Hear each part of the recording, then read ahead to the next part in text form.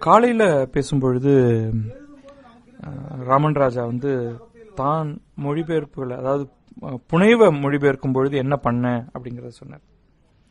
அது மூலாசிரியர் என்னவெல்லாம் நினைத்திருக்கிறாருங்கிறத ஒரு மாதிரியாக நான் உள்வாங்கிக்கிட்டு என்னுடைய மொழியுடைய சாத்தியத்தில் என்னென்னலாம் செய்ய முடியுமோ அதெல்லாம் செய்வேன்.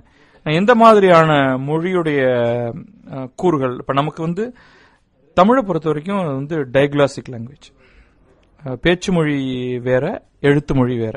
அது ரெண்டுக்குமான வித்தியாசத்தை நம்ம நல்லா பார்க்கலாம். பேச்சு மொழின்னு சொன்னதுக்கு பிறகு அதுல பல்வேறு வட்டார வழக்குகள் இருக்கு இல்லையா? இப்ப இந்த ஊருடைய ஒரு கதையை எழுதும் பொழுது நீங்க இயல்பாக அதை செய்திட முடியும். ஆனா ராமன் ராஜா இல்ல, இப்ப அவர் இருந்தாருன்னா அதெல்லாம் குறிப்பிடலான் இருந்தேன். அவர் ஒரு பஞ்சாப்ல நடந்த கதைய ஆங்கிலத்தில், குஷ்வந்த் சிங் எழுதினதே ஆங்கிலம் தான், மூலமொழியே. அவர் ஒரு ஆங்கில எழுத்தாளர். பஞ்சாப்ல நிச்சயமாக அதே டைக்லாசியா இருக்கு. எப்படி வந்து தமிழ் இருக்கோ, தமிழ்ல கொஞ்சம் அதிகம். ஹிந்திலையும் இந்தியாவுடைய பல்வேறு மொழிகள்லையும் இந்திய மொழிகள் எல்லாமே டைக்லாசிக். பேச்சு மொழிக்கும் எழுத்து மொழிக்கும் வித்தியாசம் உண்டு. அப்ப அவர் வந்து பஞ்சாபியில் எழுதியிருந்தால் யார் எப்படி பேசுவாருங்கிறதுக்கு அவர் வந்து வெவ்வேறு டோன் பயன்படுத்தியிருப்பார். ஆனா ராமன் ராஜாவுடைய தமிழாக்கத்தில் அதே மாதிரியாக தமிழ் சார்ந்த சில டைக்லாசியாவை அதுல புகுத்தி இருந்தார். அதை படித்த பலருக்கு வந்து ரொம்ப கோபம் வந்தது. அது எப்படி இந்த மாதிரியா பேசுற மாதிரியான ஒரு மொழியை பண்ணலான்னு. எனக்கு வந்து அது ஒரு பெரிய சிக்கலாக இல்லை.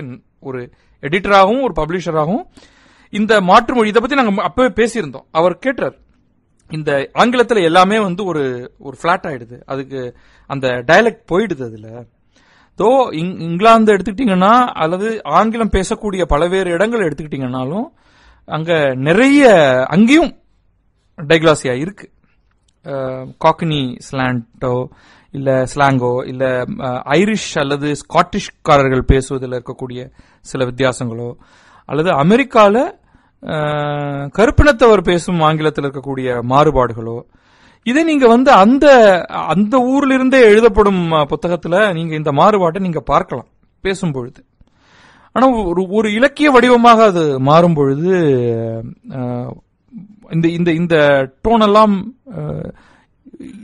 ஒரு விதத்துல வந்து நீக்கப்பட்ட புத்தகங்களை தான் நம்ம பெரும்பாலும் ஆங்கிலத்துல பார்க்கிறோம்.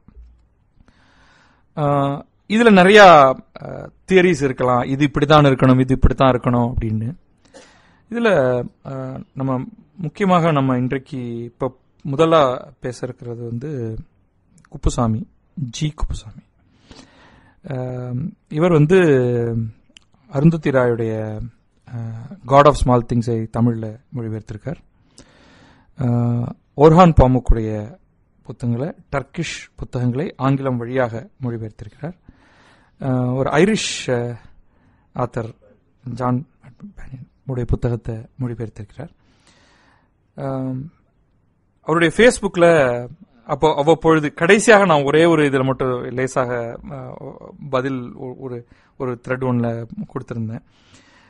அவருடைய மொழிபெயர்ப்பு இப்ப கேப்ரியல் கார்சியா மார்கேஸ் பத்தி சொல்றப்ப என்ன சொல்லுவாங்கன்னா, அவர் வந்து புத்தகமெல்லாம் எழுதி முடித்தாலும் தன்னுடைய முதல் வரி, அந்த கதையை ஆரம்பிக்கக்கூடிய அந்த முதல் வரி எப்படி இருக்கணுங்கிறதுக்கு அவர் வந்து ரொம்ப பாடுபட்டு அதற்கான ஒரு இதை கொண்டு வருவாருன்னு.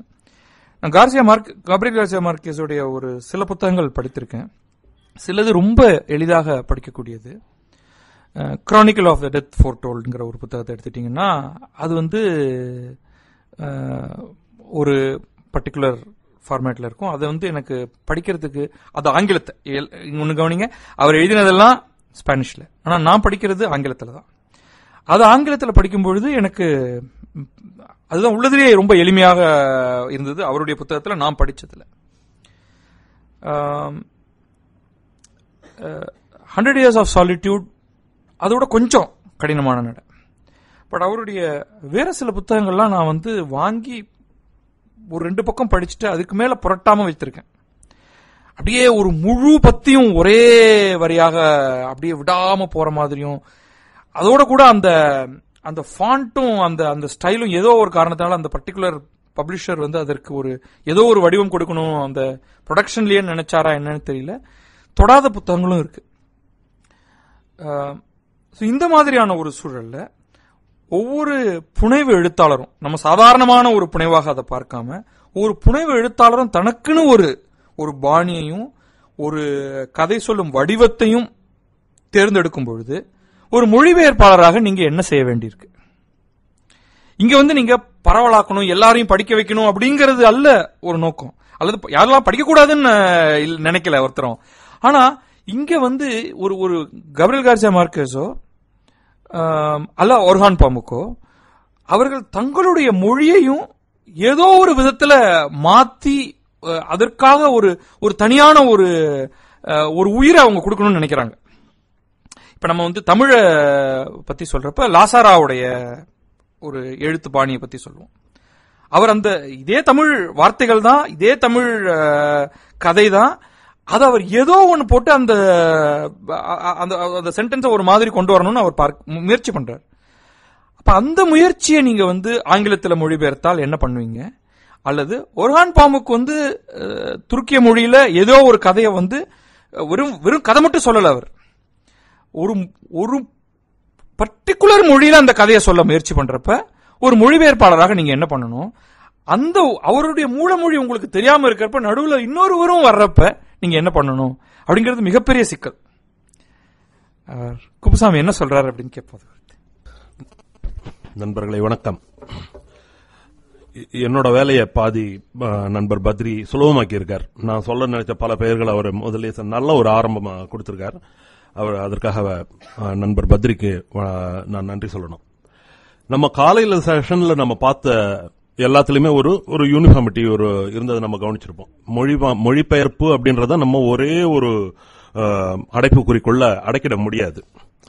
பெரும்பாலும் நம்ம நான் ஃபிக்ஷன் டிரான்ஸ்லேஷனை பத்தி தான் காலையில செஷன்ல பேசிட்டு இருந்தாலும் கூட அந்த நான் ஃபிக்ஷன்லயே எந்த டெக்ஸ்ட டிரான்ஸ்லேட் பண்றோன்றது இருக்கு. அரசியல் எழுத்தா, ஊடக எழுத்தா, அல்லது கட்டுரையா, இந்த மாதிரி பல விதமான பல ராணாஸ் இருக்கு.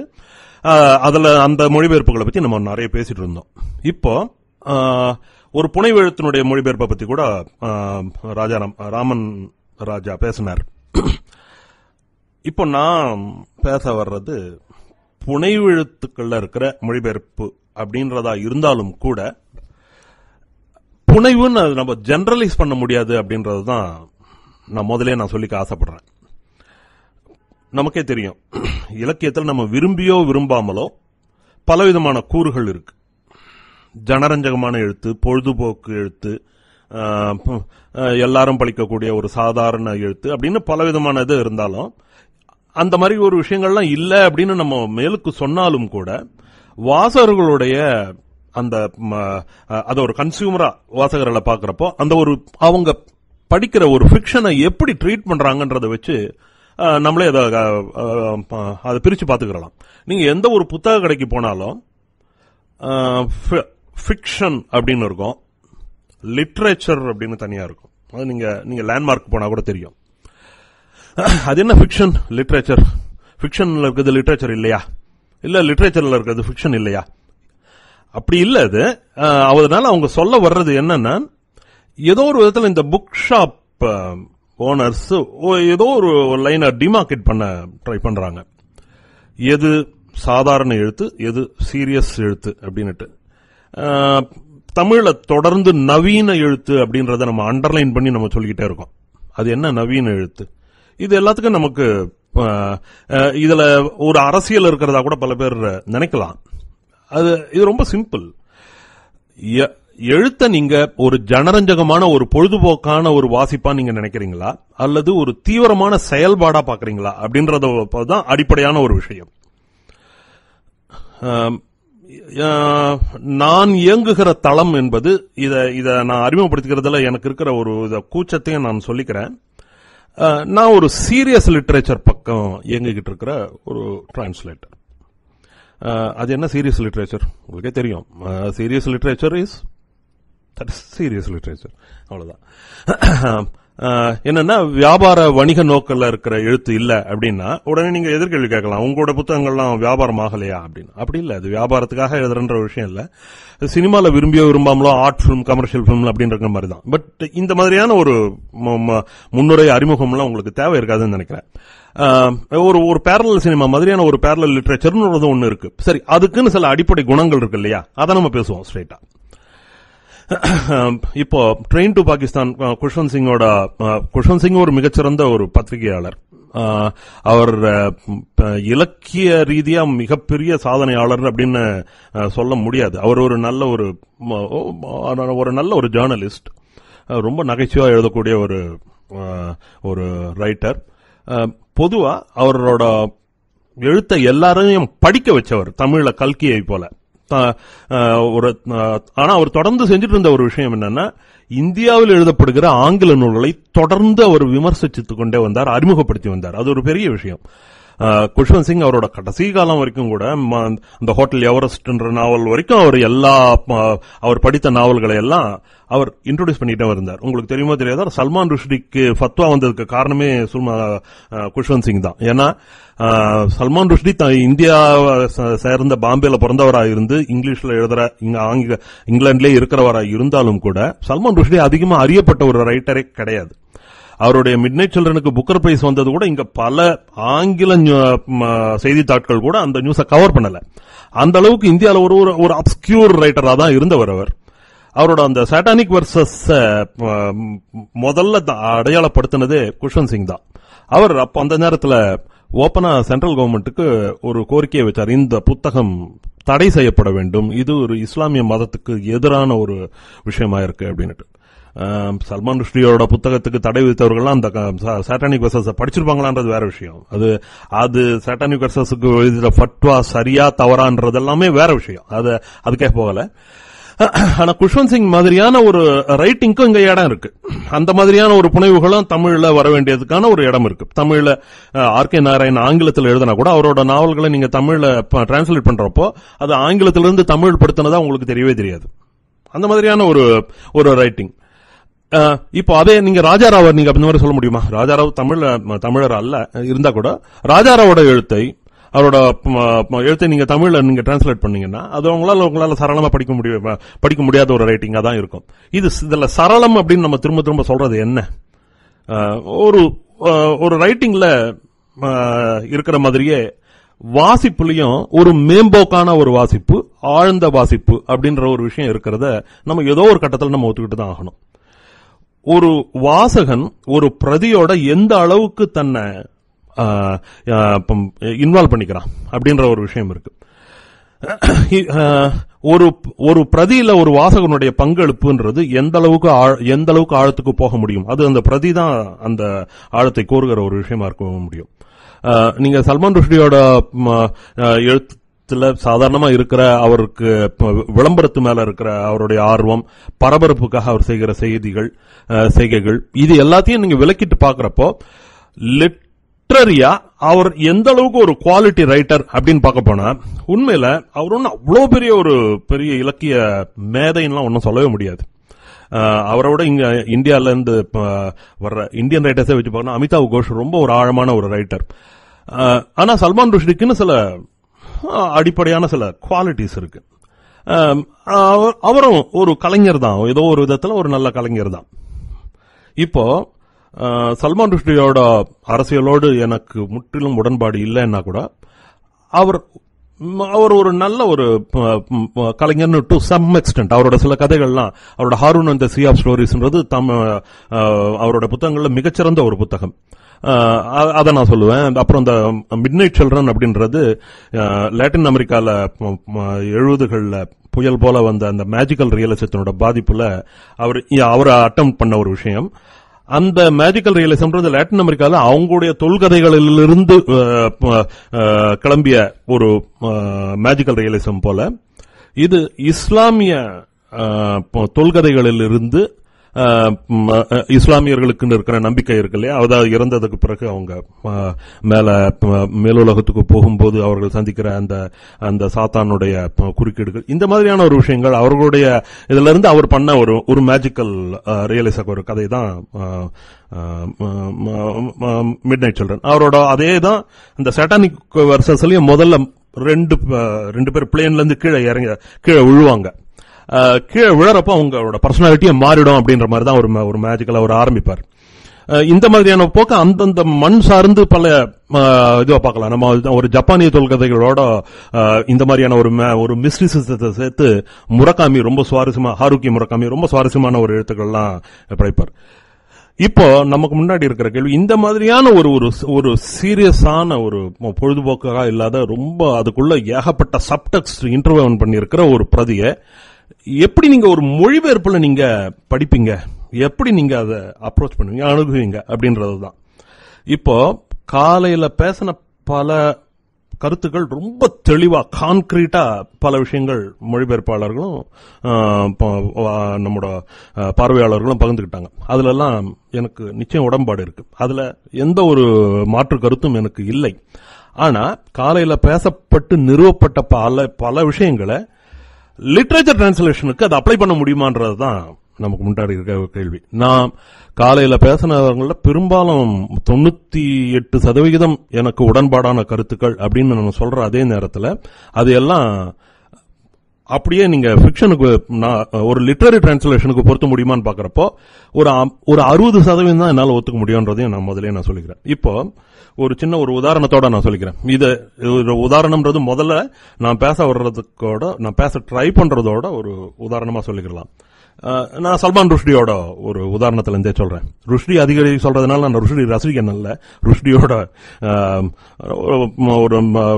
எல்லா புத்தகங்களையும் படித்தோன்ற ஒரு தகுதியில நான் சொல்றப்போ நான் ஒன்னும் அவ்வளோ பெரிய ஒரு ரைட்டரால நான் நினைக்கல. ஆனா எனக்கு டிரான்ஸ்லேஷன்ல மிகப்பெரிய சேலஞ்சா இருந்த இது வரைக்கும் ருஷ்டியோட ஒரே ஒரு சிறுகதையை மட்டும் தான் நான் டிரான்ஸ்லேட் பண்ணியிருக்கேன். அதை பத்தோட சொல்றேன். நான் பாமுக்ல இருந்து சொல்லலாம். ஆனா பத்ரி சொன்ன மாதிரி பாமுக் ஒரு துருக்கி எழுத்தாளர். அது ஆங்கிலத்துக்கு போய் ஆங்கிலத்திலிருந்து தமிழுக்கு வர்றப்போ என்னால அவ்வளவு ஆத்தென்டிக்கா சொல்ல முடியாது. அருந்ததராய சொல்லலாம். அருந்ததராய் வேற மாதிரியான ஒரு ரைட்டர். அதை பத்தி நம்ம பேசுவோம். சல்மான் ருஷ்டி ரொம்ப நீளமான வாக்கியங்கள்ல எழுதுறதுல ரொம்ப பிரியம் கூடியவர். அவரோட எழுத்த சாதாரணமா இந்தியாவில் இருக்கிற இந்திய ஆங்கில எழுத்தாளர்களுக்கு வெஸ்டர்ன் வேர்ல்ட்ல கிடைக்காத அளவுக்கு மரியாதை ருஷ்டிக்கு ஏன் கிடைக்குதுன்னா அவரோட அபாரமான ஆங்கிலம். அந்த ஒரு ஆங்கிலம் ரொம்ப கவர்ச்சிகரமான ஒரு ஆங்கிலம். அது சுத்தமா ஒரு இந்தியனைஸ்டு இங்கிலீஷே கிடையாது. அவருடைய ஈஸ்ட் அண்ட் வெஸ்ட் அப்படின்ற ஒரு கட்டுரை தொகுப்பு அது நீங்க பாக்குறப்போ அது ஒரு இந்தியரோட சாதாரணமா நம்ம புழக்கத்துல நம்ம பேசுற ஒரு ஆங்கிலமா இருக்கிறது இல்ல. அவருடைய ஒரு ஷெல்டர் ஆஃப் த வேர்ல்டுன்னு ஒரு சிறுகதை, ரொம்ப நல்ல சிறுகதை. அது எனக்கு ரொம்ப பிடிச்ச சிறுகதை. அதை நான் டிரான்ஸ்லேட் பண்ணிருக்கேன். அது என்ன அந்த சிறுகதை என்ன, அக்பரை பத்தின ஒரு கதை. அக்பர் நமக்கு தெரியும் ஒரு கதை. அது ஜோதா அப்படின்னு ஒரு இந்து மனைவியை அக்பர் கல்யாணம் செஞ்சிருந்ததாகவும் அக்பர் அவருக்கு பின்னாடி இருந்தவங்களோட ரொம்ப மத நல்லிணக்கத்தோட அவர் இருந்ததுக்கு காரணமே ஜோதான்ற அவருடைய மனைவியோட அட்வைஸ் தான். அந்த இந்து மனைவி ஜோதாவோட அறிவுரையின் பேர்ல தான் அவரு ரொம்ப மத வெறித்தனம்லாம் இல்லாத ஒரு இணக்கமான ஒரு முகலாய அரசரா இருந்தார்ன்றது ஒரு மித். அது உண்மையா அப்படின்றது தான் ருஷ்டி எழுப்புற கேள்வி. அக்பர் நாமால ஜோதான்னு உண்மையில ஒரு பெண் இருந்ததா, அக்பருக்கு ஒரு மனைவி இருந்ததா, எந்த ஒரு சரித்திர ஆதாரமும் இல்லை அப்படின்ற ஒரு லைனை வச்சுக்கிட்டு அவர் சொல்றாரு அந்த கதையை. உண்மையில ஜோதான்றது ஒரு அப்பாரிஷன், அது ஒரு உருவெளி தோற்றம், உண்மையான ஒரு இதுவே கிடையாது. இவர் மனசுல கற்பனை பண்ணிட்டு இருக்கிறது தான் அப்படின்னு ஒரு ருஷ்டி அந்த கதையில சொல்றார். ஜோதான்றது ஒரு உண்மையான பெண்ணே இல்லை. இவர் மனசுல ஒரு பெண் எப்படி இருக்கணும் அப்படின்னு இவர் மனசுக்குள்ள கற்பனை பண்ணி வச்சிருந்தாரோ அந்த மாதிரியான ஒரு 100% கேரக்டர்ஸ் எல்லாம் கற்பனையில புகுத்துனா ஒரு கான்செப்ட் பிம்பம் அப்படின்ற மாதிரி. அவரோட அந்த கதையில வர்ற ஒரு லைன், அந்த லைன் படிக்கிறதுக்கு முன்னாடி நான் மூச்சை இழுத்துக்கணும். ஏன்னா நான் சொல்றது ஒரே சென்டென்ஸ். கடைசியில் நான் முடிக்கிறப்ப தான் ஃபுல் ஸ்டாப் போறோம். The emperor Abul Fath Jalaluddin Muhammad, king of kings, known since his childhood as Akbar, meaning the great, and latterly in spite of the tautology of it as Akbar the great great one, great in his greatness, doubly great, so great that the repetition in his title was not only appropriate but necessary in order to express the gloriousness of his glory, the Grand Mughal, the dusty, battle-weary, victorious, pensive, incipiently overweight, disenchanted, mustached, poetic, oversexed and absolute emperor who seemed altogether too magnificent, too world-encompassing, and in some too much to be a single human personage, this all-engulfing flood of a ruler, this swallower of worlds, this many-headed monster who referred to himself in the first-person plural, had begun to meditate during his long tedious journey home, on which he was accompanied by the heads of his defeated enemies, bobbing in their sealed earthen pickle jars about the disturbing possibilities of the first-person singular, the I. இது ஒரு வாக்கியம். இந்த மாதிரி இந்த கதையில நிறைய வாக்கியங்கள் வருது. நான் இத நான் ஒரு உதாரணமா நான் சொல்றதுக்கு காரணம், இது ஒரு இலக்கிய பிரதி. இத நான் என்ன செய்யணும்? எனக்கு முன்னாடி 2 ஆப்ஷன் இருக்கு. நான் ஒரு பள்ளிக்கூடத்தில் ஒரு ஆசிரியராக இருந்து அந்த நாண்டிடைல இந்த எம்பரர் ஆஃப் த வேர்ல்டு சிலபஸ்ல சேர்த்து இருந்து நான் பசங்களுக்கு நான் பாடம் சொல்லி தரதா இருந்தா இந்த வாக்கியத்தை நான் ஒரு 11 அல்லது 12 வாக்கியங்களா உடைச்சு போர்டுல எழுதி ஒவ்வொன்றுத்தையும் நான் தனியா பசங்களுக்கு அர்த்தம் சொல்லி அவங்களுக்கு நான் நோட்ஸ் கொடுத்து நான் புரிய வச்சு பண்ணிருக்கலாம். ஒரு ஆசிரியரோட வேலை அது. அப்படி செஞ்சாதான் அவன் சரியான ஒரு ஆசிரியர். ஆனா ஒரு மொழிபெயர்ப்பாளன் இது போல ஒரு ஆசிரிய பணியை செய்யறவன் தானா? அவனுக்கு அதுதான் வேலையா? ஒரு இலக்கிய பிரதியை மொழிபெயர்ப்பவன் அதை அவன் டிரான்ஸ்லேட் பண்றப்போ அவன் he transcreates the subtext, he transcreates the soul of the author. அப்படி இருக்கிறப்போ ஏன் ருஷ்டி இந்த வாக்கியத்தை 15 வாக்கியமா ஏன் சிம்பிள் சென்டென்ஸா எழுதிருக்க கூடாது? ஒரு ரைட்டர், அது ருஷ்டியோ அது வேற எவனோ, அது எந்த ரைட்டரா இருந்தாலும், எனக்கு ஒரு திடமான ஒரு நம்பிக்கை இருக்கு, ஒவ்வொரு ரைட்டர் போடுற ஒவ்வொரு கமாவுக்கும் ஃபுல் ஸ்டாப்புக்கும் செமிகோலனுக்கும் ஒரு அர்த்தம் இருக்கு. அர்த்தம் இல்லாம ஒரு வாக்கியத்தை அவன் எழுதுறதே இல்லை. அதாவது ஒரு சீரியஸ் ரைட்டர், அதாவது எழுத்த சீரியஸா நினைக்கிற, எழுத்தை ஒரு தவமா நினைக்கிறேன்னு நம்ம ஒரு சென்டிமெண்டலா சொல்லிக்கலாம். ஒரு இந்த மாதிரியான ஒரு சீரியஸ் ரைட்டர் ஒரு வாக்கிய அமைப்புக்கு அவன் ஏதோ ஒரு அர்த்தத்தை ஒண்ணு வச்சிருக்கான். அந்த அர்த்தத்தை ஒரு மொழிபெயர்ப்பாளன் அவனோட மொழியில கொண்டு வர்றப்போ என்ன மாதிரியான ஒரு சிக்கல் இருக்கும்? ஆங்கிலத்தினுடைய கிராமர் வேற, தமிழோட கிராமர் வேற. உங்களுக்கே தெரியும், ஆங்கிலம்ன்றது லெப்ட் டு ரைட் பிரான்ச் ஆயிட்டு போயிட்டு இருக்கிற ஒரு வாக்கிய அமைப்பு. தமிழ் அதுக்கு உல்டா. தமிழ்ல ஒருபோதும் ஒரு காம்பவுண்ட் சென்டென்ஸ 2 சிம்பிள் சென்டென்ஸ மேல அமைக்கவே முடியாது.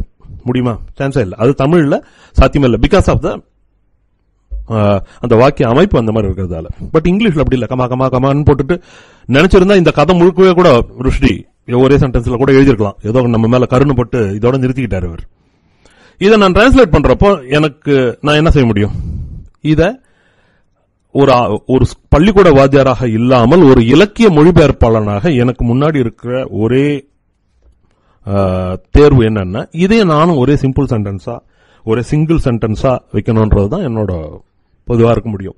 வேற எப்படி நான் மொழிபெயர்த்தாலும் அது அந்த ரைட்டருக்கு நான் செய்யற ஒரு அவமரியாதை. அது அப்போ என்னால பண்ண முடியலன்னா நான் இதை நான் எழுதக்கூடாது. நான் இந்த டிரான்ஸ்லேஷனை நான் எடுத்துக்க கூடாது அப்படின்னு தான் நான் நினைக்கிறேன். நான் இதை எப்படி டிரான்ஸ்லேட் பண்ணேன்றதை நான் உங்ககிட்ட நான் சொல்றேன். அதை பத்தி நம்ம அப்புறம் டிஸ்கஸ் பண்ணலாம். உங்களுக்கு அதுல உடன்பாடு உண்டா இல்லையான்றது. பேரரசர் அப்துல் ஃபாத் ஜலாலுதீன் முகமது என்ற மன்னருக்கெல்லாம் மன்னரும் சிறு வயதிலிருந்தே மகத்தான என்ற பொருளுடைய அக்பர் என்றும், பின்னர் அது சொல்லடுக்காக இருந்தாலும் மகத்தானவற்றிலும் மகத்தான, தன் மகத்துவத்தில் மகத்தான, பன்மடங்கு மகத்தான மாமன்னர் அக்பர் என்றும், அவரது பட்டத்தின் அடுக்குமொழியின் மகத்துவத்தில் அவரது வீரார்ந்த வெற்றிகளை வெளிப்படுத்துவது பொருத்தமானது மட்டுமல்ல அவசியமானதும் என்றாகி, போர்ப்புழுதி படிந்த விழுப்புண்கள் நிறைந்த வெற்றிகரமான சிந்தனாவாதியான சரீரம் பருமனாக தொடங்கிய நிலையில் இருந்த பிரமைகளற்ற முறுக்கிய மீசை கொண்ட கவித்துவமான பாலியற் பிரியரான முழுமையான மாபெரும் மொகலாயரும் பெரும் அற்புதமாக பெரும் இரட்சகராக மொத்தத்தில் ஒரே ஒரு மானிட ஜீவியாக இருக்க கொள்ளாத பன்முக ஆளுமையாக எதிர்ப்படும் அனைத்தையும் மூழ்கடிக்கும் பிரவாகமான அரசரும், உலகங்களை ஆட்கொள்பவரும், பல தலைகள் கொண்ட அரக்கரும், தன்னை எப்போதுமே தன்மை கூற்று பன்மையாக அழைத்துக் கொள்பவருமான அவர் மூடப்பட்டிருந்த ஊறுகாய் மண்சாடிகளுக்குள் பிரயாண அதிர்ச்சியில் குலுங்கிக் கொண்டே வந்த, போரில் தோற்கடிக்கப்பட்ட எதிரிகளின் தலைகள் சகிதமாக முடிவின்றி நீளும் சோர்வூட்டும் பயணத்தில் தன்மை ஒருமையான நான் என்பதன் தொந்தரவூட்டும் சாத்தியக்கூறுகளைப் பற்றி சிந்திக்கத் தொடங்கினார். கை தட்டுகிற நண்பர்கள் அத்தனை பேரும் இதனோட உடன்படுவீர்களான்னு தெரியல. இதை படிக்கிறப்போ உங்களுக்கு சிரமமா தான் இருக்கும். Yes, I agree. நான் டிரான்ஸ்லேட் பண்றப்ப நான் எவ்வளவு கஷ்டப்பட்டிருப்பேன்னு உங்களுக்கு தெரியும். ஆனா இந்த மாதிரி டிரான்ஸ்லேட் பண்றது சரியா தவறான்றதை பத்தி உங்களுக்கு பலவிதமான கருத்துக்கள் இருக்கலாம். ஆனா எனக்கான நியாயங்களை நான் சொல்லணும் இல்லையா?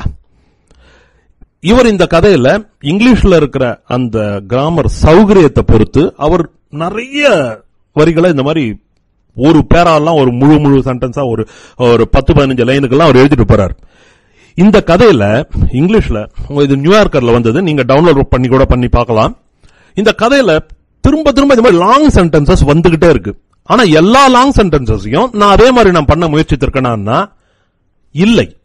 அதுதான் ஒரு மொழிபெயர்ப்பானா என்னுடைய தேர்வு. அதை பத்தி தான் நான் பேசணும்னு நான் நினைக்கிறேன். என்னன்னா, இப்ப நான் உங்ககிட்ட படிச்ச இந்த ஒரு பேராவுக்குன்னு ஒரு அர்த்தம் இருக்கு. அந்த மாதிரி ஒரு லாங் சென்டென்ஸ் இருக்க வேண்டியதனுடைய அவசியம் இருக்கிறதால என்னோட மொழிபெயர்ப்புல நான் அதே மாதிரியான ஒரு லாங் சென்டென்ஸ பண்ணியிருந்தேன். ஆனா நான் ஒரு வாசகனாக வாசிக்கும் போது இவ்வளவு நீளமான ஒரு வாக்கியம் அவசியம் இல்லை என்று படுகிற போது, அவர் ஆங்கிலத்தில் எழுதிட்டாரேன்றதுக்காகவே நானும் மெக்கானிக்கலா பண்ணா நான் ஒரு வாசகனாகவும் தோல்வி அடைகிறேன், ஒரு மொழிபெயர்ப்பாளனாகவும் தோல்வி அடைகிறேன்றதுதான் அர்த்தம். ஏன்னா அதை எல்லா இடத்துக்கும் பொருந்தி பார்க்கவே முடியாது. ஏன்னா இந்த கதையில பல இடங்கள்ல ஒரு லாங் சென்டென்சஸ் எழுதியிருக்கிறது எனக்கு நான் நல்ல டிரான்ஸ்லேட்டரோ இல்லையோ, நான் ஐ consider my self as a very good reader. எனக்கு அது அவசியம் இல்லைன்னு படுறப்போ நான் அதை பிரேக் பண்ணி தான் ஆகணும். நான் பண்ணிருக்கேன். இந்த கதையிலேயே நான் பண்ணிருக்கேன், மற்ற கதைகளையும் நான் பண்ணிருக்கேன். அருந்ததி ராயோட நடை உங்களுக்கு காட் ஆஃப் ஸ்மால் திங்ஸ் படிச்சிருக்கு, உங்களுக்கு தெரியும். அது ஒரு நண்பர் சொன்னாரு, இது நீங்க தமிழ்ல எப்படி டிரான்ஸ்லேட் பண்ணுவீங்க, நீங்க பண்றதுக்கே முடியாதுன்னு. அது ஒரு மாதிரி ஒரு தவளை பாய்ச்சல் நடையில அவங்க எழுதிட்டு போவாங்க. அது எனக்கு ரொம்ப சுலபமா இருந்தது. நான் உண்மையில சொல்ல போனா அதை 5 மாசத்துல நான் டிரான்ஸ்லேட் பண்ணி முடிச்சிட்டேன். ஏன்னா அந்த கதையை நான் அவ்வளவு வேகமான பண்ணியிருந்தது காரணம் அந்த நாவல் என்கிட்ட ஊறி இருந்தது ஒரு காரணமா கூட இருக்கலாம். 97 அந்த நாவல் வெளிவந்து புக்கர் பிரைஸ் பெற்றதே தவிர 98 தான் அந்த நாவலே நான் படிச்சேன். அந்த நாவலை நான் படிக்கிறதுக்கு ஒரு வருஷம் லேட் ஆச்சு. ஏன்னா அந்த அருந்ததி ராய் தலையை விரிச்சு போட்டுக்கிட்டு அந்த டிஷர்ட்டோட அவங்க கொடுத்த அந்த ஒரு அதிரடி பேட்டிகள்லாம் ஏதோ ஒரு விதத்துல அவங்க மேல எனக்கு ஒரு பெரிய மதிப்பு முதல்ல வரல. இது ஒரு தப்பான ஒரு விஷயம் தான். அந்த மாதிரி உருவு கண்டு எல்லாமே தப்புதான். அந்த நாவலை நான் ஒரு வருஷம் கழிச்சு நான் படிச்சப்பதான் எனக்கு நான் அந்த மாதிரி அவங்களோட முதல் உருவத்தை பார்த்து நான் தப்பா எடுத்துக்கிட்டதே எனக்கே புரிஞ்சது. 98 நான் படிக்க ஆரம்பிச்சேன். நான் யூஸ்வலா அந்த புத்தகத்தை நான் ஆபீஸ்ல இருந்து நான் ரொம்ப வேகமா படிக்கக்கூடியவன். சில புத்தகங்களை திரும்ப படிச்சுட்டே இருப்பேன். படிச்சு முடிச்சுட்டு மறுபடியும் படிச்சேன், திரும்பவும் படிச்சேன். இது எப்படி ஆயிடுச்சுன்னா, புக் மார்க் எல்லாம் கூட வச்சுக்கிறதே இல்ல. படிச்சுட்டு அப்படியே மூடிட்டு போவேன். அடுத்த நாள் வீட்டுக்கு வந்து மறுபடியும் ஏதோ ஒரு பக்கத்தை திரும்பி மறுபடியும் படிப்பேன். என்னோட மனைவிக்கு நான் படிக்கிற புத்தகத்தெல்லாம் அவங்க எல்லாம் கண்டுக்கவே மாட்டாங்க. அவங்க பாட்டுங்க ஏதோ என்ன தனியா ஒதுக்கி வச்சிருப்பாங்க. என் ஒய்ஃபுக்கு திடீர்னு புரியாம ஒரு நாள் என்கிட்ட கேட்டேன், எதுக்கு இதே புத்தகத்தை திரும்பி படிச்சுட்டு இருக்கீங்க, புரியலையா அப்படின்னு. சோ அந்த நாவல் அந்த அளவுக்கு எனக்கு ஊறி போயிருந்த ஒரு விஷயமா இருந்தது. இது எனக்கு 2004 தான் மொழிபெயர்க்கிறதுக்கான வாய்ப்பு எனக்கு வந்தப்போ ரொம்ப சந்தோஷமா அந்த நடை எனக்குள்ள ஒரு நல்ல ஊறி போயிருந்த காரணத்தினாலே ரொம்ப சுலபமா என்னால அதை டிரான்ஸ்லேட் பண்ண முடிஞ்சது. அந்த நடைய அப்படியே என்னால தமிழ்ல கொண்டு வர முடிஞ்சது. அது ஒரு முக்கியமான காரணம். அதுக்கு இன்னொரு காரணம் இருக்கு. அந்த கேரள கலாச்சாரத்துக்கும் தமிழ் கலாச்சாரத்துக்கும் ஒரு பெரிய வித்தியாசம் இல்லைன்றது ஒண்ணு. அந்த இங்கிலீஷ் அது ஒரு விக்டோரியன் இங்கிலீஷ் இல்ல, அது ஒரு காரணம். அவங்க அந்த இங்கிலீஷ ஒரு இந்தியன் இங்கிலீஷா இல்லாத ஒரு மலையாள சென்சிபிலிட்டியோட பயன்படுத்தின ஒரு இங்கிலீஷ். அது தமிழ்ல டிரான்ஸ்லேட் பண்றப்ப கொஞ்சம் ஒரு மலையாள வாடையோட பண்றது எனக்கு ஒரு நல்ல ஒரு இன்ட்ரெஸ்டிங்கான ஒரு விஷயமா இருந்தது. அது கொஞ்சம் லேசா ஒரு சுஜாதா வாசனை அடிக்கிற ஒரு எழுத்துன்னு கூட சொல்லலாம். ஏன்னா கொஞ்சம் சுஜாதா தமிழுக்கு அறிமுகப்படுத்திய பல சில்மிஷ வேலைகள் எல்லாம் அவங்களும் பண்ணிருப்பாங்க. அதனால அது எனக்கு கொஞ்சம் சுலபமான ஒரு விஷயமாவும் இருந்தது. அந்த நாவல்ல இருக்கிற பேசிக்கலான ஒரு குழந்தைமை, அந்த ஒரு அந்த 2 ரொம்ப சின்ன குட்டி பசங்களுடைய அந்த உலகம் இருக்கு இல்லையா, அந்த உலகத்தினுடைய ஒரு லாங்குவேஜ் அதை அவங்க இங்கிலீஷ்ல கொண்டு வந்ததை தமிழ்ல கொண்டு வர்றது ஒரு பெரிய விஷயமாவே இல்லை. ஆனா நீங்க அதை ஒரு மொழிபெயர்ப்பா இல்லாத நீங்க தனியா வச்சு பார்த்தா அது ஒரு குறும்பு நடையான ஒரு நடையா, பெரும்பாலும் ஒரு ஆர்த்தடாக்ஸ் ரீடருக்கு அந்த மாதிரியான ஒரு நடை ஒரு ஓப்பில்லாத ஒரு விஷயமா கூட இருக்கலாம். அதனால நம்ம டிரான்ஸ்லேட் பண்றப்போ நம்ம தேர்ந்தெடுக்கிற நடைன்றதை நாம் தீர்மானிப்பதா, அதுதான் கேள்வி அல்ல. ஒரிஜினல் டெக்ஸ்ட் என்ன மாதிரியான ஒரு நடையை கோருகிறதோ அந்த மாதிரியான ஒரு நடை தான் தமிழுக்கும், தமிழ்ல நீங்க தமிழ் எந்த மொழியில மொழிபெயர்த்தாலும் வர முடியும்ன்றதுதான் என்னோட ஒரு விஷயம். அப்போ என்னால எல்லா விதமான ஒரு புத்தகத்தையும் என்னால டிரான்ஸ்லேட் பண்ண முடியுமா?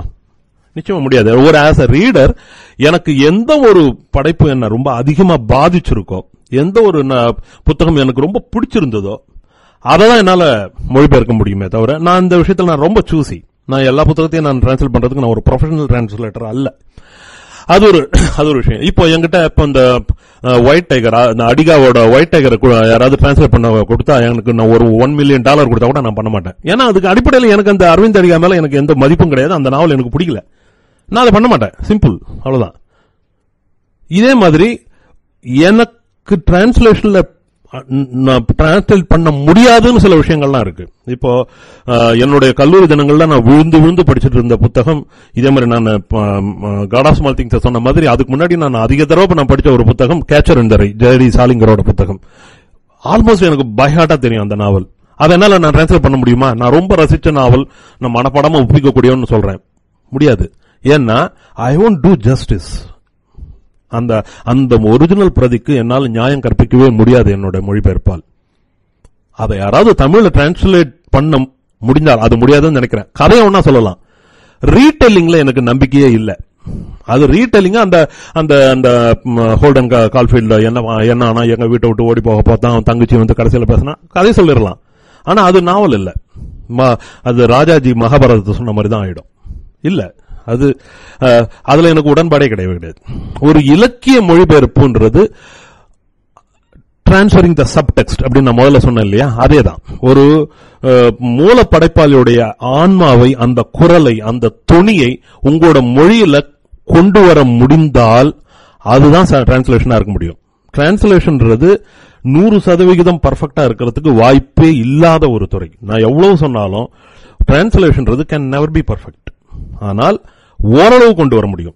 ஒரு டிரான்ஸ்லேட்டர்ன்றவரை நான் ஒரு மிமிக்ரி ஆர்டிஸ்டோட தான் நான் சொல்லுவேன். நான் ஒரு பல குரல் மன்னனா இருந்தா தான் நான் எல்லா விதமான டிரான்ஸ்லேஷன் பண்ணக்கூடியவனா இருக்கணும். நான் ஏஎஸ் பயட்டோட குரலில் அவருடைய பொசஷன் நாவலையோ வேற எந்த ஒரு கதையோ என்னால டிரான்ஸ்லேட் பண்ண முடிஞ்சால்தான் நான் ஏஎஸ் பயட்டோட கதையை நான் டிரான்ஸ்லேட் பண்ண எடுக்கணும். Simple, it is as simple as that, அவ்வளவுதான். இப்போ ஜூலியன் பான்ஸ்க்குன்னு ஒரு நடை இருக்கு. இப்போ ஜூலியன் பான்ஸையும் அருந்ததி ராயையும் அமிதாவ் கோஷையும் விக்ரம் சேத்தையும் டோபியா சுல்ஃபியும் ஒரே மாதிரியான ஒரு நடையில நான் கதையை சொல்லிட்டு இருந்தா அது நான் ஒரு டிரான்ஸ்லேட்டரா நான் இருக்கிறதுக்கு லாய்க்கு இல்லைன்னு நான் நினைக்கிறேன். நான் சொல்றது எல்லாமே புனைவு இலக்கிய மொழிபெயர்ப்பாளர்களுக்கு பொருந்தக்கூடிய விஷயங்களை தான் நான் பேசிக்கிட்டு இருக்கேன். இப்போ காலையில பேசினது எல்லாமே நீங்க ஒரு விஷயத்த நீங்க இப்ப ராய்ட்டர்ல இருந்து ஒரு நியூஸ் வருதுன்னா அதை நீங்க பேப்பர்ல நீங்க போடுறப்போ உங்களுக்கு அது உங்களோட வாசகர்களுக்கு அந்த விஷயத்த நீங்க பொய் இல்லாம கரெக்டா சொல்லணும். அதுல எந்த விதமான ஒரு புனைவுக்கான பாசாங்கம் இல்ல. நான் ஃபிக்ஷனை நீங்க டிரான்ஸ்லேட் பண்றதுன்றதுக்கு சில விதிமுறைகள் இருக்கு, அது வேற, அது கம்ப்ளீட்டா வேற. நான் சொல்வது முழுக்க ஒரு லிட்டரரி டெக்ஸ்ட் டிரான்ஸ்லேஷன் பத்தி மட்டும் தான் நான் பேசுறது. மறுபடியும் நான் ஞாபகப்படுத்திக்கிறேன். அதுக்கு இந்த மாதிரியான ஒரு விஷயங்கள்லாம் பேலன்ஸ் பண்ண வேண்டியதெல்லாம் இருக்கு. ரொம்ப குறுகலான ஒரு வெளியில கயிறு மேல நடக்கிற ஒரு வித்தை. இதுக்கு எதுவுமே கான்கிரீட்டா காலையில பேசினவங்க மாதிரி இதுதான் சரி இதுதான் தப்பு அப்படின்னு நான் சொல்லவே முடியாது. ஏன்னா எனக்கு அத்தியாயம் 2ல நான் சரின்னு நினைக்கிற ஒரு விஷயம், சரியாக பட்டு நான் செய்த விஷயத்தை அத்தியாயம் 17ல நான் மாத்தி செய்ய வேண்டியிருக்கும். ஏன்னா அந்த நாவலோட சென்சிபிலிட்டி அப்படி இருக்கும். அந்த நாவலோட அந்த 2வது அத்தியாயத்தில் இருந்த விஷயம் வேறையா இருக்கும். அந்த மாதிரியான ஒரு விஷயத்துக்கு நேர் எதிரான ஒரு விஷயமா இருக்கிறப்போ அதை நீங்க அந்த நாவலுக்கான உயிரை நீங்க கெடுக்காம இருக்கிறதுக்கு நீங்க சாப்டர் 2ல நீங்க அடாப்ட் பண்ண டெக்னிக்கை நீங்க மாத்தி நீங்க செய்ய வேண்டியிருக்கும். இந்த மாத்தி செய்யறதுன்றதுல உங்களுக்கு ஒரு மொழிபெயர்ப்பாளனுக்கு இருக்கிற சுதந்திர எல்லை எது? எவ்வளவு தூரம் நீங்க உரிமை எடுத்துக்கலாம்? எஸ், ஒரு மொழிபெயர்ப்பாளன் நேர்மையா இருக்கணும். இது ரொம்ப சாதாரண வார்த்தை, எல்லாரும் சொல்றாங்க. ரொம்ப நேர்மையான ஒரு மொழிபெயர்ப்பாளன் இருக்கணும். எஸ், ரொம்ப அந்த ஆனஸ்டின்றது என்ன? ஆனஸ்டின்றது தி ஆஃப் இது எல்லாத்தையுமே தமிழ்ல மாத்தி போடுறதுதான் ஆனஸ்டியா? இல்ல, அது இல்ல. ஆனஸ்டி அப்படின்றது ஒரு லிட்டரரி டெக்ஸ்ட பொறுத்த வரைக்கும் ஹானஸ்டி ஆஃப் ரீகிரியேட்டிங் த சோல் அப்படின்னு தான் நான் சொல்ல முடியும். அது நீங்க தமிழுக்கு ஏற்றபடி பண்றப்போ யூ ஷுட் நாட் தமிழைஸ், அண்டர்லைன் பண்ணி நான் சொல்லிக்கிறேன், யூ ஷுட் நாட் தமிழைஸ், தமிழ்படுத்தக்கூடாது. தமிழ்படுத்துதல்னா என்ன? அண்ணா கரீனாவை தமிழ்ல முதல்ல மொழிபெயர்த்த பிரதில அது ஆக்சுவலாவே அண்ணா கரீனாவை தமிழ் அண்ணா கரீனா அப்படின்னு தான் வந்தது. அப்புறம் வாரன் பீஸ் போரும் வாழ்வும் அப்படின்னு தான் தமிழ்ல மொழிபெயர்த்து வந்தது. பழைய வாசகர்களுக்கு தெரிஞ்சிருக்கலாம். அவங்களாம் அந்த கதையை தமிழ்ல சொல்லணும்னு பார்த்தாங்க. மேலும் மொழிபெயர்ப்பு பத்தின ஒரு தீவிரமான எந்த ஒரு கருத்தாடல்களும் நிகழாத சூழ்நிலையில வந்த ஒரு விஷயம். ரொம்ப லூஸ் டிரான்ஸ்லேஷன்ஸ் தான். அதுல அண்ணா கரீனா ஒரு இடத்துல அட ஈஸ்வரா அப்படின்னுவா. இது சரியா? அப்புறம் தி ஜானகிராமன் ரொம்ப முக்கியமான ஒரு தமிழ்ல ஒரு மாபெரும் இலக்கிய மேதை. அவர் பேரலாகர் கிருஷ்ணோட குள்ளன் ஒரு குறுநாவல அவர் மொழிபெயர்த்திருக்கார். அதுல முதல் சாப்டர்லயே எனக்கு அதிர்ந்து போயிட்டேன். ஒரு தம்படிக்கு கூட பிரயோஜனம் இல்லாத விஷயத்தை பற்றி பேசுகிறாயேன்னு ஒரு வசனம் வருது. தம்படி தம்படின்ற வாக்கியம் அந்த 18ஆம் நூற்றாண்டு ஸ்வீடனுக்கு எங்க போச்சு? இந்த மாதிரியான ஒரு விஷயம்லாம் இருக்கு. இப்போ மொழிபெயர்ப்பாளர்கள் செய்கிற சித்து வேலைகள்லாம் நிறைய. நம்ம குமரேசன் சொன்னார், அவர் ஒரு கம்யூனிஸ்ட் அஜெண்டாவை டிரான்ஸ்லேட் பண்றப்ப நடுவில் பல பேரங்களெல்லாம் சாப்பிட்டுட்டுதான். இது இலக்கியத்திலேயே நடந்திருக்கு. அண்ணா கரீனால இந்த பேய் ஓட்டுறதை பத்தி வர்ற ஒரு ஃபுல் சாப்டரை முதல் ஃபர்ஸ்ட் டிரான்ஸ்லேஷன்ல விட்டுட்டாங்க. ஒரு சாப்டரே இல்ல. இந்த மாதிரியான ஒரு விஷயங்கள்லாம் நிறைய நடந்திருக்கு. இப்போ வர்ற டிரான்ஸ்லேட்டர்ஸ் கூட புரியலன்னா அவங்க மனசுக்கு தோன்றதை எழுதுறதெல்லாம் போயிட்டு இருக்குது. இப்ப நான் சொல்றது எல்லாத்தையுமே நீங்க எல்லா இலக்கிய மொழிபெயர்ப்புக்கும் நீங்க பொறுத்திட முடியாதுன்றதையும் நான் கவனத்தோட சொல்ல விரும்புறேன். ஏன்னா எது மோசமான மொழிபெயர்ப்பு, எது சரியா செய்யப்பட்ட மொழிபெயர்ப்புன்றத ஒரு வாசகனால கண்டுபிடிக்கிறது ரொம்ப கஷ்டம். இப்போ என்னோட மை நேம் இஸ் ரெட் நான் தமிழ்ல என் பெயர் சிவப்பு நான் மொழிபெயர்த்திருக்கேன். பல பேர் என்கிட்ட பாராட்டி சொன்னவங்க ஏதோ முகதாட்சணத்தை கூட சொல்லியிருக்கலாம். நிறைய விமர்சனம் வந்திருக்கு, உங்களோட டெக்ஸ்ட் படிக்கிறதுக்கு ரொம்ப கஷ்டமா இருக்கு அப்படின்னுட்டு. மொழிபெயர்ப்பாளன் மத்தவங்க படிக்கணும்ன்றதுக்காக தான் மொழிபெயர்க்கிறான். ஒரு படைப்பாளி கூட என்னோட மனசுல தான் நான் எழுதுனேன், நீ படிச்சா படிக்காட்டி போன்னு சொல்லிடலாம். ஆனா ஒரு மொழிபெயர்ப்பாளன் இந்த மாதிரி சொல்ல முடியுமா?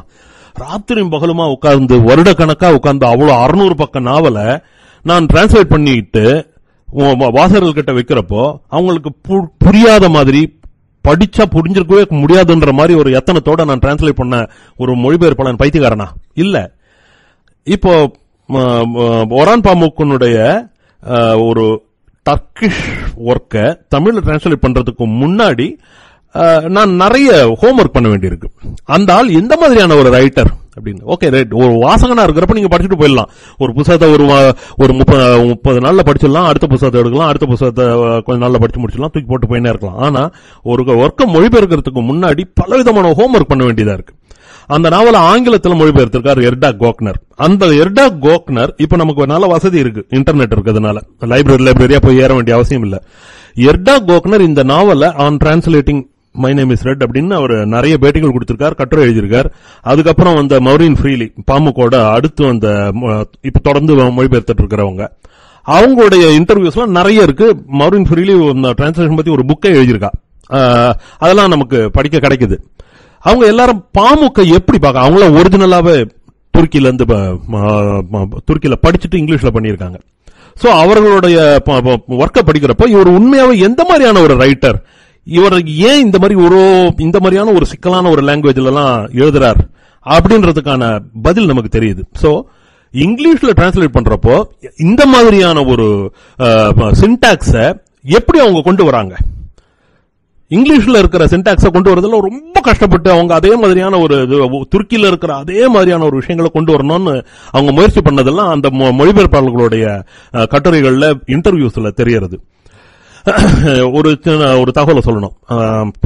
ஆட்டமன் அதுக்கப்புறம் நவ துருக்கியினுடைய தந்தைன்னு போற்றப்படுகிற கெமால் அட்டாதுர்க் துருக்கிய நவீனமயமாக்கிறதுக்காக செஞ்ச பல வேலைகள்ல முதல் வேலை அப்ப புழக்கத்தில் இருந்த இந்த துருக்கிய மொழியை தூக்கிட்டது. அவர் நம்ம தமிழ்நாட்டில் பெரியார் எழுத்துக்களை கொண்டு வந்ததே மிகப்பெரிய எழுத்து சீர்திருத்தம் நம்ம சொல்லியிருக்கோம். துருக்கியில அவங்க அவ்வளவு நாளும் பேசி வந்த ஒரு லாங்குவேஜே அந்த அட்டாதுர்க் மாத்திட்டார். அந்த பழைய துருக்கி மொழியில ட்ரெடிஷனலான பல இந்த பாலஸ்டைன் இன்ஃபுளுயன்ஸ் எல்லாம் நிறைய இருந்தது. அந்த பாலஸ்தீனிய வார்த்தைகள் இருக்கிற லாங்குவேஜ் நமக்கு கூடாது அப்படின்னுட்டு முழுக்க முழுக்க அந்த லாங்குவேஜை மாத்தி வேற ஒரு புது லாங்குவேஜ் அவர் உண்டாக்கிட்டார். வேற ஒரு லாங்குவேஜ் உண்டாக்கிட்டார்ன்றது எப்படின்னா, ஸ்கிரிப்ட் எல்லாம் அந்த வரி வடிவங்களை மாத்திட்டார். வரி வடிவங்களை மாத்திட்டு பல வார்த்தைகளை, அது அவருக்கு ஏறக்குறைய ஒரு சர்வாதிகாரி மாதிரி தான்.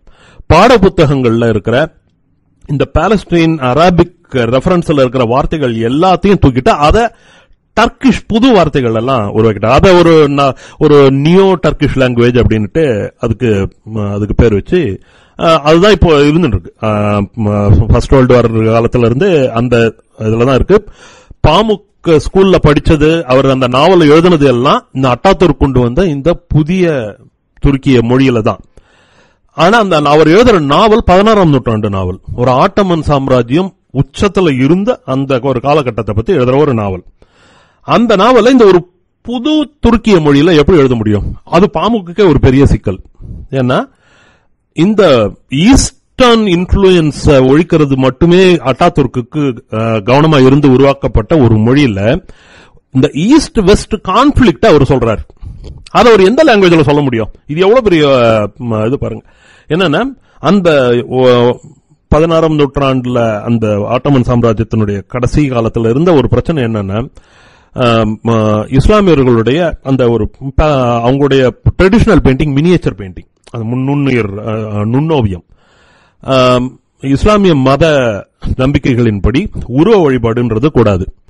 இஸ்லாமியர்களுடைய ஓவியங்கள் கூட அந்த பர்ஸ்பெக்டிவ் எப்படின்னா டாப் ஆங்கிள் தான் இருக்கும். அதாவது என்னன்னா, கடவுள் ஆகாயத்திலிருந்து பார்க்கிற கோணத்துல தான் படங்கள் வரையப்படணும். வரையப்படுகிற படம் கிரவுண்ட் லெவல்ல இருந்தா அது ஹராம்.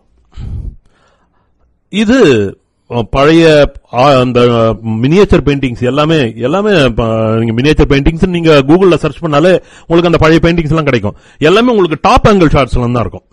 அந்த ஒரு டாப் ஆங்கிள் இருந்து தான் தரையில போற இதெல்லாம் இருக்குமே தவிர, அந்த ஓவியனுடைய பார்வை கோணம்ன்றது தரை லெவல்ல இருந்தோ, தரையில இருந்து ஒரு 5 அடி உயரத்துல இருந்தோ இருக்கவே இருக்காது. அந்த மாதிரியான லெவல்ல ஒரு அரசனை வரையறதா இருந்தா கூட மேல இருந்து தான் வரையணும். ஏன்னா அந்த பார்வை மனுஷர்களோட பார்வை இல்ல, அந்த ஓவியத்தில் வரைகிறது இறைவனோட பார்வை தான் நாங்க வரையறோம். இதுதான் அதுக்கு முன்னாடி நிலவி வந்த அவர்களுடைய ஒரு ட்ரெடிஷனல் திங்கிங். அந்த பீரியட்ல பிரான்சுக்கெல்லாம் போயிட்டு வந்த அந்த ஆட்டமன் சுல்தான் அங்க இருக்கிற அந்த புதுசா பெயிண்டிங்ல வந்த ஒரு மறுமலர்ச்சி கால பெயிண்டிங்க்கு முன்னாடி அந்த பெயிண்டிங்ஸ் எல்லாம் பார்த்து ஆசைப்பட்டு, நம்ம இதே மாதிரியான ஒரு ஸ்டைல்ல மினியேச்சர் பெயிண்டிங்ஸ் எல்லாம் வரையலாமே அப்படின்னு அவங்களோட ஓவியர்கள்கிட்ட கூப்பிட்டு சொல்றாரு. ஓவியன் என்பவன் ஒரு கலைஞன், அவனுக்கு ஒரு கட்டுப்பாடு இருக்கு. அந்த கட்டுப்பாட்டை ஒரு கலைஞனாக மீறுவதற்கு அவனுக்கு எப்பவுமே ஒரு அர்ஜு இருந்துகிட்டே இருக்கு. ஆனா அவன் பயம் இருக்கு. சொல்றது ஒரு சுல்தான் சொல்றத கேட்கணும். ஆனா மத நம்பிக்கைவாதிகள்லாம் இந்த மாதிரி ஒரு வெஸ்டர்ன் இன்ஃபுளுயன்ஸ்ல நம்ம ஒரு மினியேச்சர் பெயிண்டிங் நம்மோட கல்ச்சர்ல இருக்கிற பெயிண்டிங்க வரைஞ்சா எந்த மாதிரியான எதிர்ப்பு வருமோ அப்படின்ட்டு அவனுக்கு ஒரு சிக்கல். இதுல ஒரு ஆர்டிஸ்டோட ஒரு ஆர்டிஸ்டிக் ஃப்ரீடம்ன்றது எது வரைக்கும் அப்படின்ற ஒரு கேள்வி. அவனுக்குன்னு இயல்பா இருக்கிற ஒரு கலை தாகம்ன்றது ஒரு விஷயம். ராஜாவனுடைய புதுமை விருப்பம்ன்றது ஒண்ணு, மத நம்பிக்கையாளர்களுடைய பிரச்சனை. இதுதான் அந்த நாவல். இந்த நாவல்ல திரும்ப திரும்ப பேசப்பட்டு வர்றது ஈஸ்ட் வர்சஸ் வெஸ்ட். அது என்ன ஈஸ்ட்னா, துருக்கி எந்த சைடுக்கு போகணும், டுவர்ட்ஸ் ஈஸ்டா வெஸ்டா? இந்த பிரச்சனை தான் அந்த நாவல்ல சொல்றது. இந்த நாவல நவ துருக்கிய மொழியில, ஆனா ஒரு பழைய இவர் காலத்துக்கு முன்னாடி, அந்த அட்டாதுர்க் காலத்துக்கு முன்னாடி இருந்த அந்த பழைய புராதன டர்க்கிஷ் ஸ்டைல கொண்டு வந்து இந்த நாவல அவர் எழுதுறார். இந்த தகவல் நமக்கு எங்க கிடைக்குதுன்னா, இந்த எர்டா கோக்னர் சொல்ற இன்டர்வியூல வருது. இதனால இதை இங்கிலீஷ்ல டிரான்ஸ்லேட் பண்றப்போ, மை நேம் இஸ் ரெட் புத்தகத்தை நீங்க ஆங்கிலத்தில் படிக்கிறப்ப உங்களுக்கு தெரியும், அது ஒரு சாதாரணமா புழக்கத்தில் இருக்கிற ஒரு இங்கிலீஷா இருக்காது, கொஞ்சம் ஒரு ஆர்கைக் இங்கிலீஷா இருக்கும். அத ஒரு டெலிபரேட்டா எர்டா கோக்னர் அந்த மாதிரி தான் பண்றாரு. ஏன்னா இந்த மாதிரியான டெக்ஸ்ட நான் இந்த மாதிரியான ஒரு ஆர்கைக்ல இங்கிலீஷ் லாங்குவேஜ்ல பண்றதுதான் என்னோட, நான் இந்த பிரதிக்கு செய்யற நியாயமா இருக்க முடியும் அப்படின்னுட்டு அவர் அந்த இன்டர்வியூல சொல்றாரு. நான் பல வார்த்தைகள் எல்லாம் நான் யூஸ் பண்ணல இந்த பிரதியில. ஏன்னா இந்த இங்கிலீஷ் வார்த்தைகள்லாம் இப்ப புதுசா உருவான வார்த்தைகள், புதுசா நம்ம பார்த்துட்டு இருக்கோம். 3 வருஷத்துக்கு ஒரு தடவை ஆக்ஸ்போர்ட் டிக்ஷனரி வந்துகிட்டே இருக்கு. புது வார்த்தைகள் எல்லாம் புதுசா காயின் ஆகி வந்துகிட்டே இருக்கு. அந்த மாதிரியான புதிய வார்த்தைகள் எல்லாம் இந்த பிரதியில நான் மொழிபெயர்க்க கூடாதுன்றதெல்லாம் நான் கவனமா இருந்தேன். அப்படின்றப்போ எனக்கு அது எவ்வளவு பெரிய ஷாக்கா இருக்கும் பாருங்க. நான் இதை தமிழ்ல டிரான்ஸ்லேட் பண்றப்போ நான் இதே மாதிரி நான் செய்யணும்னா 16ஆம் நூற்றாண்டு லாங்குவேஜ்ல ஊஎஸ்ஆவால கூட எழுதவே முடியாது. நான் இது ஒரு ஏதோ ஒரு விதத்தில் காம்ப்ரமைஸ் பண்ணிக்க வேண்டியிருக்கு. நான் ரொம்ப பழங்கால லாங்குவேஜ்னா சாண்டிலியன் பயன்படுத்தின மாதிரியான ஒரு உறையூர் சோழர்கள் லாங்குவேஜ்ல சொன்னா அது ரொம்ப நீர்த்து போன மாதிரி ஆகும். இதுக்காக புழக்கத்துல இல்லாத தமிழ் வார்த்தைகளை, தூய தமிழ் வார்த்தைகளை நான் தேடி தேடி ரொம்ப கஷ்டப்பட்டு தான் நான் அந்த டிரான்ஸ்லேஷன் நான் பண்ணேன். நம்முடைய தமிழ் வாசகர்களுக்கு இதேதான் பெரிய பிரச்சனை. ஊழ்ச்சல் அப்படின்றீங்க, அது என்ன ஊழ்ச்ச அப்படின்னா என்ன அப்படின்னு என்கிட்ட சண்டைக்கு வராங்க. இந்த மாதிரியான ஒரு பிரச்சனைகள்லாம் இருக்கு. இதுக்காக நான் அந்த என்டையர் 615 பக்க புத்தகத்துல ஒரே ஒரு ஆங்கில கலப்பு கூட இல்லாமல், ஆனா நிறைய ஒரு வட சொற்கள்லாம் நான் கலந்துக்கிட்டேன். எனக்கு சான்ஸ்கிரிட் வேர்டை யூஸ் பண்றதுல எனக்கு எந்த ஒரு அசூதியும் கிடையாது. as long as it serves a purpose. ஒரு பழங்கால ஒரு ஆம்பியன்ஸை கிரியேட் பண்றதுக்கு ஒரு சான்ஸ்கிரிட் வேர்ட் பயன்படும்னா ஓகே. ஆனால் அது இந்த விவாதத்தினுடைய ஆரம்பத்தில் நான் சொன்ன மாதிரி அது ஒரு தமிழ் கல்ச்சர் சம்பந்தப்பட்ட ஒரு வார்த்தையா இருக்கக்கூடாது. என்ன தமிழ் கல்ச்சர் சம்பந்தப்பட்டது? இந்த சனியம் பிடிச்ச இந்த மாதிரியான ஒரு வார்த்தைகள்லாம் நம்மளோட கல்ச்சர் சம்பந்தப்பட்ட ஒரு விஷயங்கள். இந்த தமிழ் கலாச்சாரத்தோடு இந்த மண் சார்ந்து இருக்கிற வார்த்தைகளை நீங்களே கொஞ்சம் யோசிச்சா நீங்களே நிறைய வார்த்தைகளை நீங்க சொல்லிட்டே போலாம். அந்த வார்த்தைகள் எல்லாம் நீங்க சொன்னீங்கன்னா அது இந்த மண்ணை சொல்வதற்கு பயன்படுத்துகிற ஒரு வார்த்தையா மட்டும்தான் இருக்க முடியும். அந்த ஒரு வார்த்தையை நீங்க ஒரு துருக்கி மண்ணுக்கு கொண்டு போகவே முடியாது. இதுல நம்ம ரொம்ப கவனமாகவும் இருக்கணும். தலைவிதின்றத நீங்க ஏதோ ஒரு கனெக்ஷன்ல ஏதோ ஒரு நம்மோட ஹிந்து ரெஃபரன்ஸ் வந்துடுறது. இது என்ன? இந்த மாதிரியான ஒரு பல தேர்வுகளை ஒரு மொழிபெயர்ப்பாளன் ஒவ்வொரு வரியிலையும் சந்திக்க வேண்டியிருக்கு. பல வரிகளை நானே ஒரு மீடியம் ஆகி ஒரான் பாமுக் ஆகி, பாமுக் இந்த வார்த்தையை கண்டான் அப்படின்னு போட்டிருப்பாரா, பார்த்தான்னு போட்டிருப்பாரா, சொன்னான்னு சொல்லியிருப்பாரா, இல்ல கூறினான் அப்படின்னு சொல்லியிருப்பாரா அப்படின்னு நானே யோசிப்பேன். இது உங்களுக்கு கேட்கறவங்களுக்கு ரொம்ப அபத்தமா படலாம். இதுனா கூறினானுக்கும் சொன்னானுக்கும் என்ன பெரிய வித்தியாசம்னு இல்ல. லாசாரா படித்தவர்களுக்கு தெரியும் ஒவ்வொரு வார்த்தைக்கும் ஒவ்வொரு கனதி இருக்கு அப்படின்னு. அந்த ரெஃபரன்ஸ்ல இந்த இடத்துல பாமுக்கு ஒரு தமிழனாக இருக்கும் பட்சத்தில் அவருடைய ஆன்மாவை எனக்குள் இறக்கி அது கூறினானா சொன்னானா அப்படின்றத தேர்வு பண்ண வேண்டிய சாய்ஸ் ஒரு மொழிபெயர்ப்பாளனுக்கு இருக்கு. அதுதான் நான் சொல்றது. அந்த மாதிரியான ஒரு விஷயம் தான் ஒவ்வொரு இடத்துலயும் வந்துட்டே இருக்கிற ஒரு விஷயம். இதுல எல்லா பிரதிகளையும் ஒரே மாதிரியா நம்ம அணுகக்கூடாதுன்றதுதான் இன்னொரு மாதிரியான ஒரு விஷயம். இப்போ கானாசு மொழிபெயர்த்த ஒர்க்ஸ் தமிழ் இலக்கியத்தில் ஒரு முக்கியமான ஒரு இடம் இருக்கு. எஸ், கானாசு மிக முக்கியமான ஒரு மொழிபெயர்ப்பாளர். ஆனா டெக்னிக்கலி அவர் ரொம்ப ரொம்ப சரியான ஒரு மொழிபெயர்ப்பாளர்னு சொல்லவே முடியாது. சொல்லப்போனா அவர் ஒரு நல்ல பரிந்துரையாளர். அவருக்கு ஒரு தீர்மானமான பல விஷயங்கள் இருக்குது. தமிழ் சமூகத்தில் நடந்துட்டு இருக்கிற விஷயங்கள், நம்ம தமிழ் வாசகர்கள் இந்த அளவுக்கு ரொம்ப பின்தங்கிய ஒரு வாசிப்பு நிலையில இருக்கிறதெல்லாம் ஒரேடியா ஒருத்தனால மட்டுமே மாற்ற முடியும்னு அவர் அந்த சூறாவளி சோதனைன்னு பல பத்திரிகைகள் சண்டை மாறுதும்னு பல பத்திரிகைகள் நடத்தி அத்தனை ஆயிரக்கணக்கான பக்கங்கள் எழுதி தனி ஒரு மனுஷன் ஒரு இயக்கமா இயங்கிக்கிட்டு இருந்த ஒரு அபூர்வ பர்சனாலிட்டி கானாசு. அவருடைய மொழிபெயர்ப்புகளை பார்க்கிறப்போ நீங்க அவரே கூட ரொம்ப நுட்பமா பார்க்கப்போ தெரியும். அவரோட எல்லா கதைகளும், அது நட்டாம்சனா இருந்தாலும் சரி, அவர் நிறைய ரைட்டர்ஸ் டிரான்ஸ்லேட் பண்ணிருக்காரு. எல்லாமே ஒரே நடையில இருக்கும். அது நீங்க டக்குன்னு நீங்க எந்த புத்தகத்தையாவது அட்டையை வச்சுட்டு நீங்க கொடுத்து இது யாரோட இதுன்னு பார்த்தாலே இது கானாசு மொழிபெயர்த்ததுன்னு சொல்லிடலாம். அது அவரோட இயங்கிற காலத்துல ஒரு பரிந்துரையா செஞ்சு வந்த ஒரு ஆக்டிவிட்டி அது. ஆனா இப்போ ஒரு மொழிபெயர்ப்பாளன் அந்த ஒரு சென்சிபிள் மொழிபெயர்ப்பாளன் அப்படி பண்ணக்கூடாதுன்றதுதான் என்னோட, நான் பெருமைக்காக சொல்லாட்டி கூட நான் முழுக்க என்னோட மொழிபெயர்ப்பு புத்தகங்களை வச்சு பார்க்க போனா ஒவ்வொரு புத்தகமும் ஒவ்வொரு நடையில தான் இருக்கும். அதுக்கு காரணம் இது என்னோட திறமை எல்லாம் ஒண்ணும் இல்ல, அது அந்த ரைட்டர் டிமாண்ட் சச் டோன் அப்படின்னு தான் நான் சொல்லுவேன். அருந்ததிராய்க்குன்னு ஒரு நடை ஒண்ணு இருக்கிறப்போ அந்த அருந்ததிராயோட நடையையும் ஒரான் பாமுக்கோட நடையும் ஒன்னா வைக்கவே முடியாது. ஒரான் பாமுக்கோட நடை என்னன்றது நீங்க தொடர்ந்து அவரோட புத்தகங்களை ஆங்கிலத்தில் படிச்சாலும் கூட நமக்கு தெரிஞ்சிடும். இந்த மாதிரி தான், இந்த ஸ்டைல தான் இவர் சொல்லுவார், இந்த வாக்கியங்களை தான், இந்த சின்டாக்ஸ் இப்படிதான் இருக்கும், முதல்ல இப்படி போட்டு இப்படி வரும், இதுதான் அவரோட ஸ்டைல். இது ஒரு நுட்பமான வாசகன் யாராலையும் சொல்ல முடியும். அதனால ஒரு மொழிபெயர்ப்பாளனுக்கு அந்த சோர்ஸ் லாங்குவேஜ் டார்கெட் லாங்குவேஜ்ல இருக்கிற புலமையை தாண்டி அதை விட ரொம்ப முக்கியமான ஒரு விஷயமா நான் கருதுறது, அவன் ரொம்ப ஒரு கீன் ரீடரா இருக்கணும்ன்றதுதான். அவன் ஒரு நல்ல ஒரு வாசகனா இல்லாமல் ஒரு மொழிபெயர்ப்பை அவன் செய்யவே முடியாதுன்றதுதான் என்னோட ஒரு விஷயம் இருக்கு. இது நான் சொல்றது எல்லாமே ரொம்ப ஃப்ளூயிடா தான் இருக்கும். இது என்ன ஒரு நான் ஃபிக்ஷன் டெக்ஸ்ட டிரான்ஸ்லேட் பண்றதுக்கு சொல்ற ரூல்ஸ் அண்ட் ரெகுலேஷன் மாதிரி ஒரு இலக்கிய பிரதியை மொழிபெயர்க்கிறதுக்கு இதுதான் ரூல், இதை நீங்க கம்ப்ளீட்டா A to Z நீங்க ஃபாலோ பண்ணலாம், அப்ளை பண்ணலாம் அப்படின்னு சொல்ற மாதிரி அமையவே முடியாதுன்றதுதான் ஒரு இலக்கிய பிரதியை மொழிபெயர்க்கிறதுல இருக்கிற ஒரு மிகப்பெரிய சிக்கல். சோ அந்த கட் ஃபீலிங் நீங்க படிக்கிறப்போ என்ன ஒரு இது இருந்ததோ நீங்க டிரான்ஸ்லேட் பண்றப்போ you have to trust on your cut feeling. அது அந்த நேரத்தில் உங்களுக்கு எது கரெக்ட்னு தோன்றதோ அதை நீங்க செய்யணும். அப்கோர்ஸ் அந்த பேசிக் குவாலிட்டிஸ் எல்லாமே உண்டு. ஆசிரியன் சொல்லாத எதையும் நீங்க சொல்லக்கூடாது, நேர்மையா இருக்கணும், புதுசா எதுவும் சொல்லக்கூடாது. எஸ், அதெல்லாம் எசென்ஷியல் குவாலிபிகேஷன்ஸ். அதை தாண்டி நீங்க ஒன்றும் பண்ண முடியாது.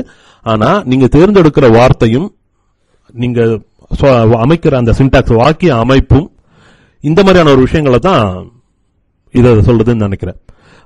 அதுக்கப்புறம் சில விஷயங்கள் எல்லாம் நான் பண்ணவே கூடாதுன்னு நினைச்சிட்டு இருக்கேன். இந்த மாதிரி இந்த காலையில நிறைய பேர் சொல்லிட்டு இருந்த இந்த இடியம்ஸ் அண்ட் ஃப்ரேசஸ் தமிழ் படுத்துற மாதிரி ஒரு அபத்தம் எதுவுமே இருக்கவே முடியாது. அதை பண்ணக்கூடாதுன்னு தான் நான் நினைக்கிறேன்.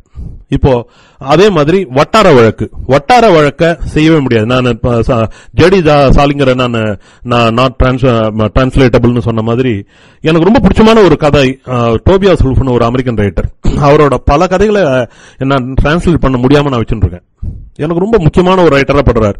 அந்த ஹண்டர்ஸ் இன் தி ஸ்னோ அப்படின்ட்டு அவரோட ரொம்ப புகழ்பெற்ற ஒரு சிறுகதை, முழுக்க கொச்சை வார்த்தைகளால் நிரம்பிய ஒரு ரொம்ப நல்ல கதை. அதை தமிழ் படுத்தவே முடியாது. என்ன பண்ண முடியும்? அந்த கதையை நான் மறுகூறலா இதுதான் இப்படி இந்த ஒரு புகழ்பெற்ற கதையை டோபியாஸ் இந்த கதை தான்ப்பா சொல்றார் அப்படின்னு நான் சொல்றதுல எனக்கு உடன்பாடே கிடையாது. நான் எழுதுற கட்டுரையில் அந்த கதையை பத்தி நான் சொல்லலாம், பட் டிரான்ஸ்லேட் பண்றதுன்றது நோ, ஐ வாண்ட் டு. ஏன்னா அது தமிழ்ல பண்றதுக்கு முடியாது, அட்லீஸ்ட் என்னால முடியாது. இந்த மாதிரியான கொச்சை வார்த்தையை யாராலும் பண்ணவும் முடியாதுன்னு தான் நான் நினைக்கிறேன். ஒரு சாகித்ய அகாடமி கூட்டத்தில் நான் கலந்துகிட்டப்போ ஒரு தமிழ்நாட்டினுடைய ரொம்ப முக்கியமான ஒரு அரசு பதவியில் இருந்த எழுத்தாளராகவும் இருந்த ஒரு மிகப்பெரிய ஆளுமை அவங்க ஒன்னு கேட்டாங்க. அவங்க ஒரு அமெரிக்க சிறுகதையை டிரான்ஸ்லேட் பண்ணிட்டு இருக்காங்களாம். அந்த கதையில பிளாக் அமெரிக்கன்ஸோட சேரி லாங்குவேஜ் வருது. அது முழுக்க அமெரிக்கால இருக்கிற ஒயிட்ஸ் யூஸ் பண்ற லிங்கோ கிடையாது.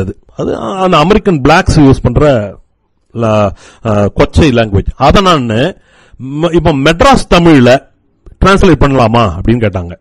இது என்ன ஒரு அபத்தமான ஒரு விஷயம் இது. அவங்க அதை ஜஸ்டிஃபை பண்றாங்க, நான் அப்படிதான் பண்ணுவேன் அப்படின்றாங்க.